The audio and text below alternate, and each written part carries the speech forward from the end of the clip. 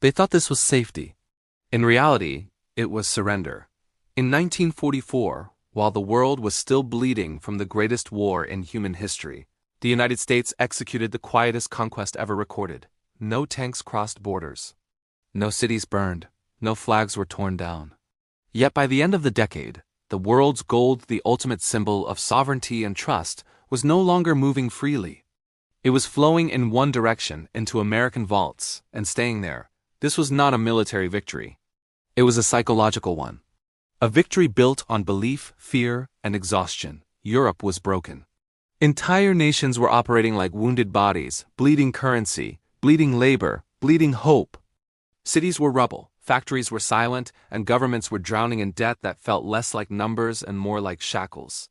Currency had lost credibility. People no longer trusted paper promises. Gold, the ancient blood of economies, was being hidden, buried, smuggled, anything to escape chaos. And in that moment of desperation, one country stood untouched: the United States. Its factories were humming, its farmland intact, its banks overflowing. While others rationed bread, America exported food. While others counted graves, America counted balance sheets. To a shattered world, the U.S. didn't just look rich, it looked immortal. This was the illusion of wealth. Not just abundance, but safety. And safety is the most addictive lie in economics. Gold does not move randomly. It moves toward power. During the war, European nations quietly shipped their gold reserves across the Atlantic, away from bombs and invasions, into American custody. At first, it was temporary. Protection, they said. Safekeeping. But gold that stops moving stops being yours. By the time the war ended, the United States held more than 70% of the world's monetary gold. No announcement was made. No alarm sounded. It simply happened, like blood slowly pooling where gravity allows. Then came Bretton Woods. Officially, it was a conference to rebuild the global economy. In reality, it was a financial reset written by the only country still standing strong.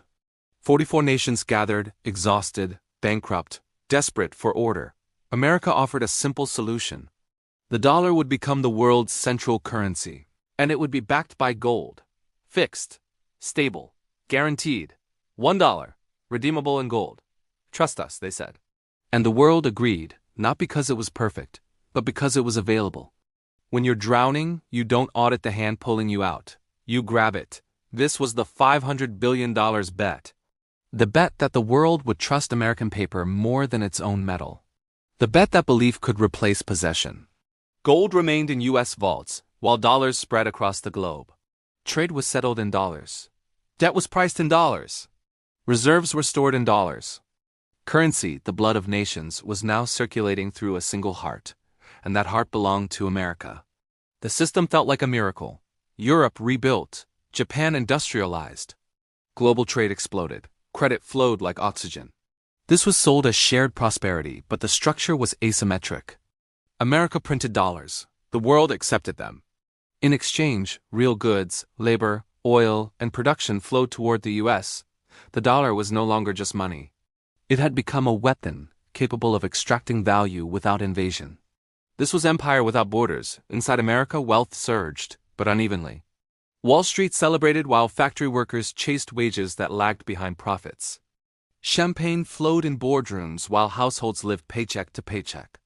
The contrast sharpened quietly, masked by growth statistics and patriotic narratives. Meanwhile, the U.S. government discovered something dangerous. It could spend more than its gold allowed, and nothing broke. Military bases expanded. Foreign wars multiplied. Social programs grew. The dollar supply increased, but the promise stayed the same. Gold on demand. Confidence held. At first, debt feels like freedom. Then it becomes a cancer. Foreign governments continued to stockpile dollars instead of gold. They trusted the system because the system had not failed yet. Gold remained locked in American vaults, motionless, silent, powerful. And America learned the ultimate lesson of modern finance. As long as belief holds, reality can be postponed. Claims on gold could be printed without moving gold. Obligations could be issued without immediate consequence. Sovereignty, once centralized, becomes invisible. By the 1950s and 60s, the dollar was no longer questioned. It was doctrine. Oil was priced in it. Trade contracts depended on it. U.S. Treasury bonds became the world's savings account. American deficits became global liabilities. The world believed it had found stability, but what it had actually accepted was dependence, and dependence always has a cost, it's just delayed. This was the rise. The moment the world mistook liquidity for security and handed over its financial spine willingly. The illusion of wealth was complete. Gold was no longer king, belief was. And belief, once monopolized, can be turned into control. The most dangerous phase of any economic system is not collapse. It is comfort. Because collapse creates resistance, but comfort creates obedience. By the late 1950s, the world was no longer questioning the dollar system, it was building its future on it, and that was the rot taking hold. Easy money always arrives disguised as efficiency. Under Bretton Woods, dollars were easier than gold. They moved faster, settled trades quicker, financed rebuilding without delay. Governments no longer needed to ship heavy metal across oceans. Paper claims were enough. Central banks filled their vaults with green ink instead of yellow bars. This convenience slowly rewired global behavior. Gold stopped circulating. Dollars replaced discipline. This is where dependency begins. For Europe and Japan, the dollar became economic oxygen. Reconstruction loans, trade credits, and reserves all flowed through U.S. currency. Their economies recovered, but on a borrowed bloodstream. Currency is blood, and the heart pumping it now sat in Washington. Every transaction strengthened the dollar's position, while weakening alternatives. Monetary sovereignty faded quietly, not by force, but by habit. Inside the United States, the incentives warped fast. With global demand for dollars guaranteed, America could run deficits without immediate punishment. Imports surged. Consumption exploded. Politicians learned that spending won elections, and the bill could be deferred to the future or outsourced to the world. Debt was no longer treated as a warning sign. It became a strategy. Debt is never neutral. It is a shackle that feels like silk at first. The U.S. began issuing more dollars than its gold reserves could honestly support. On paper, every dollar was still redeemable for gold at $35 an ounce. In reality, the math no longer worked. The system survived only because no one forced the question. And no one forced the question because forcing it would collapse everything. This is how rot protects itself. Meanwhile, American elites flourished. Financial institutions grew fat on global demand for treasuries.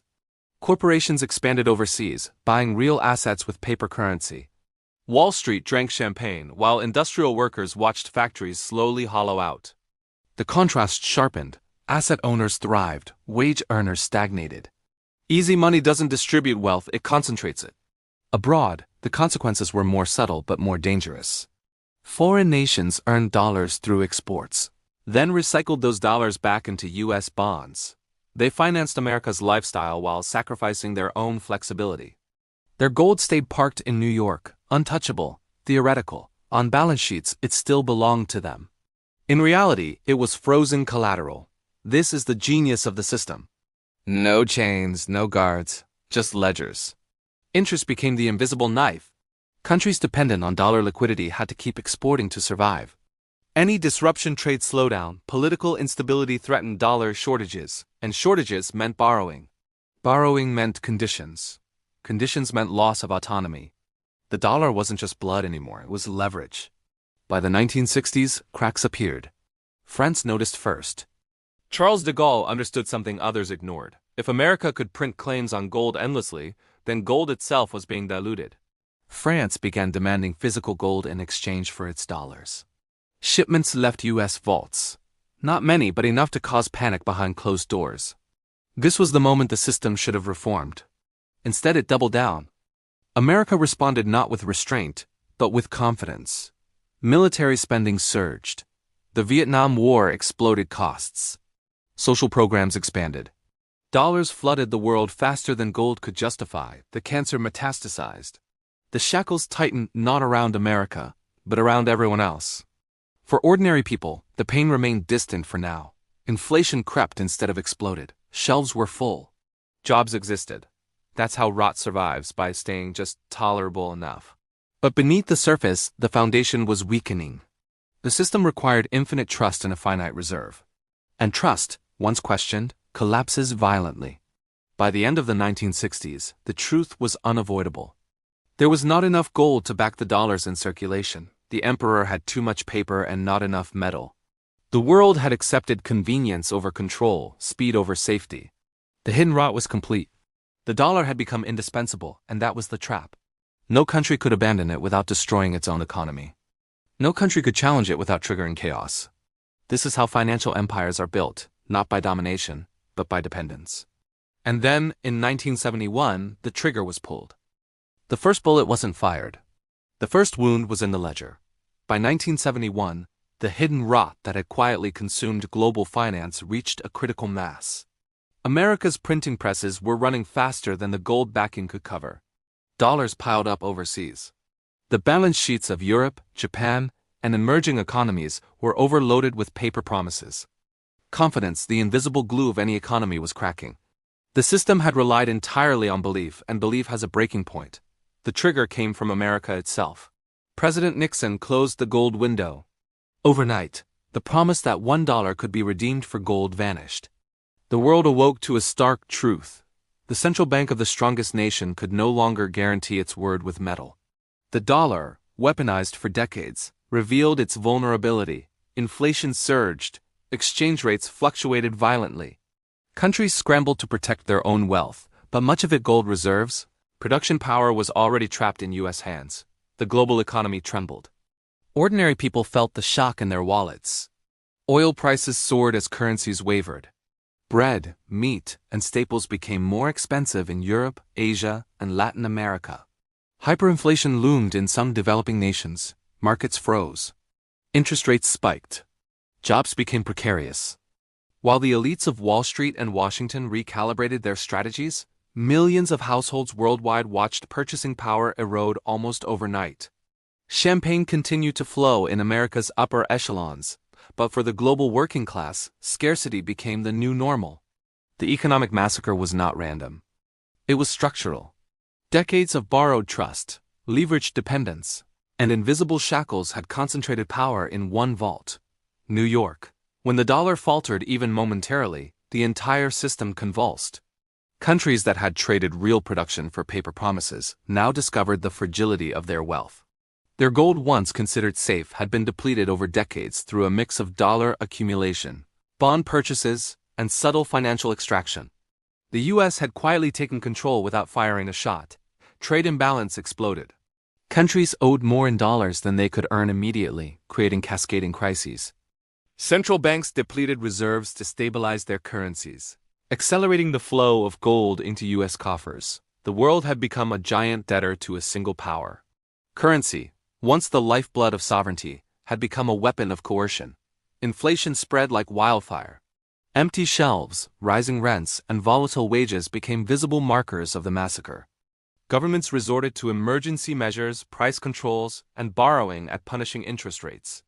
The ordinary citizen was forced to absorb the consequences, while financial institutions that orchestrated the system remained insulated, often profiting from the chaos they had engineered. Oil, too, became part of the battlefield. OPEC nations, now aware of the dollar's central role, demanded to be paid in the weaponized currency, binding their revenues to the very system that exploited them. Any deviation threatened global instability. The ordinary consumer, meanwhile, bore the brunt. Gas lines, rationing fears, and spiraling transportation costs.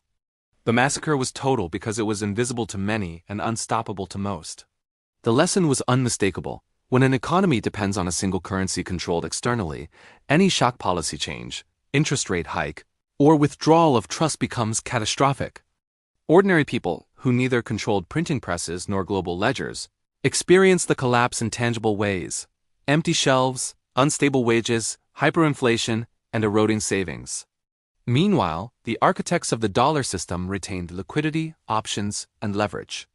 The gulf between the world as elite and the global working class reached its widest point in decades. By the end of Phase 3, the stage was set for permanent financial subordination. Sovereignty was no longer fully national. It was conditional on access to U.S. currency and approval by the institutions controlling it. Nations could wage wars, negotiate treaties, or rebuild industries, but all within the invisible boundaries drawn by dollar hegemony. The economic massacre had achieved more than destabilization. It had centralized control without tanks, without invasion, and without visible coercion. A nation doesn't lose its freedom when soldiers arrive. It loses it the day its ledger stops belonging to itself. By the mid-1970s, the global economy had entered a new reality. The dollar, once promised to gold, had become a weaponized force. Countries around the world, Europe, Japan, even developing economies were forced to hold dollars to engage in trade, pay debts, and stabilize their own currencies. Sovereignty, invisible and unarmed, had already begun to slip. Every central bank that accepted dollars was effectively lending power to the United States. Every trade surplus and foreign reserve denominated in dollars further tightened the financial shackles. Forensic analysis of the ledger books reveals the depth of this dependence. By 1975 U.S., Treasury reports show gold reserves at over 250 million ounces, while the cumulative dollars held abroad exceeded the metal's value multiple times over. Nations that had once relied on gold as their financial backbone were now reliant on faith in the American economy. Every balance sheet imbalance, every trade deficit, every borrowed dollar created a conditional chain of command. The U.S. could now dictate terms, indirectly controlling monetary policy in every major economy. Gold, once the symbol of ultimate autonomy, was effectively immobilized in New York vaults. Dollars circulating globally were the new bloodstream, and the U.S. heart could squeeze or expand that flow at will. The consequences were visible in real terms. Countries attempting to stabilize their currencies during the oil shocks of 1973-74 were forced into emergency borrowing at punishing interest rates. Hyperinflation, austerity, and social unrest followed. Ordinary people, workers, farmers, small business owners, faced the brunt of these invisible wars. Food prices soared, wages lagged, and governments that tried to assert independence quickly found themselves with empty treasuries and mounting debt. The shackles had tightened, and they were tightening faster with each crisis. Even powerful nations were not immune. France, under de Gaulle, attempted to repatriate gold from New York to assert financial independence, but the effort was symbolic and politically fraught. The United States, possessing both the largest reserves and the most trusted currency, effectively set the rules of engagement. Every international loan, every IMF program, every trade agreement now carried an implicit dependency. Sovereignty was no longer absolute. It was conditional on compliance with dollar-based systems. Meanwhile, domestic U.S. wealth accumulation contrasted sharply with global strain. Wall Street and corporate America prospered on interest, trade surpluses, and access to global markets. Suburban expansion, industrial growth, and technological investment flourished. Ordinary workers benefited unevenly, employment grew, but inflation and living costs rose for them abroad. The visual story was stark. Champagne flowed in skyscrapers and boardrooms, while millions worldwide experienced scarcity and economic pressure from policies they had no part in shaping. The debt trap was now fully visible. The U.S. could finance foreign nations indirectly by lending them dollars, which in turn had to be used to buy U.S. goods, pay debts, or accumulate reserves. This created a loop where nations' financial autonomy was effectively surrendered. Each transaction, each loan, and each currency exchange further embedded global dependence. The ledger books confirm it. Cumulative foreign claims in dollars were massive, while gold reserves remained firmly under U.S. control. Sovereignty was quantified, and the world's nations had effectively traded autonomy for liquidity. By the late 1970s, the lesson was unavoidable. Nations that rely on another country's currency for survival are no longer truly independent. External forces, central banks, superpowers, and financial institutions can dictate economic policies indirectly but decisively. The weaponized dollar had quietly annexed influence over the world's economies, controlling trade, debt, and the movement of resources without firing a shot. Ordinary citizens felt the impact in hyperinflation, high interest rates, and shrinking purchasing power, while elites in the U.S. benefited from global dependence. The debt trap was complete. Sovereignty had been surrendered piece by piece to a centralized financial empire. Gold, once the ultimate shield, had been immobilized. And the world's economies were now operating inside invisible chains tethered to the heart of the American system. The stage was set for the final lesson: how nations can lose control not to invaders, but to belief, currency, and carefully orchestrated financial power. Empires fall in battle. Nations fall on spreadsheets. and spreadsheets never forgive. By the 1980s, the full consequences of the post-Bretton Woods system were undeniable. The world had transitioned from tangible gold reserves to a delicate lattice of dollars, bonds, and trust. Countries that had once controlled their own wealth found themselves bound to use monetary policy, interest rate decisions, and fiscal priorities. Ordinary citizens felt the pressure. Inflation, unemployment, volatile currencies, and economic uncertainty became constants. While the elite, both in America and globally connected corporations, profited from the system's engineered scarcity.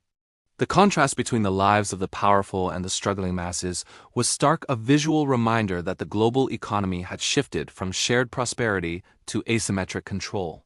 For decades, nations attempted to claw back some independence. Japan and Germany rebuilt trade surpluses, hoarded foreign currency reserves, and sought alternative investment channels. Oil-producing nations demanded dollar payments for crude, gaining leverage but simultaneously reinforcing dependency on the American currency. Developing nations, meanwhile, were caught in spirals of borrowing and repayment, forced to accept high-interest loans or structural adjustments in exchange for liquidity. Balance sheets from the International Monetary Fund and World Bank illustrate a stark reality. Dollars flowed freely to fund deficits, but gold, the ultimate insurance, remained concentrated in U.S. vaults. Sovereignty had become conditional. No country could fully act independently without risking financial instability. The United States, having quietly accumulated control, continued to expand its influence. Dollars were leveraged to finance wars, technological investment, and industrial expansion. Financial institutions, Wall Street, and elite investors captured the benefits, converting global dependence into domestic prosperity. Meanwhile, ordinary Americans experienced the indirect effects of global crises. Inflation and recessions occasionally surged at home, but nowhere near the destabilization experienced by other nations. The system had created a central axis where the U.S. commanded not only economic growth, but the conditions under which other nations survived or suffered. The human cost of this financial strategy cannot be overstated. Workers in countries bound to the dollar faced empty shelves, hyperinflation, and diminished purchasing power. Families watched wages erode while international debt obligations skyrocketed. Yet all of these pressures were invisible in comparison to the centralized authority accrued by America. The dollar, weaponized and carefully managed, dictated global trade flows and economic stability without firing a shot. Dependency replaced sovereignty. The world's economies had traded autonomy for survival. Fast forward to today, the legacy of this $500 billion bet remains. The US dollar continues to dominate global trade. Central banks still hold vast amounts of dollar reserves. And gold, though still a symbol of wealth, rarely changes hands internationally at the scale it once did. Nations can accumulate reserves and attempt diversification, but the fundamental lesson persists. When a country relinquishes control over its currency and allows another nation to dictate liquidity, it trades freedom for temporary stability. Decades may pass, but the chains remain. The ultimate warning of the billion-dollar heist is timeless. Sovereignty is inseparable from solvency. Nations that allow external powers to hold their economic lifeblood, whether through debt, currency dependence, or reserve control, risk long-term subordination. The lesson is not theoretical. It is visceral. Ordinary people, caught in cycles of inflation, austerity, or crisis, bear the cost of decisions made at the level of states and global finance. Elites benefit, the masses endure, and the illusion of wealth masks the real transfer of power.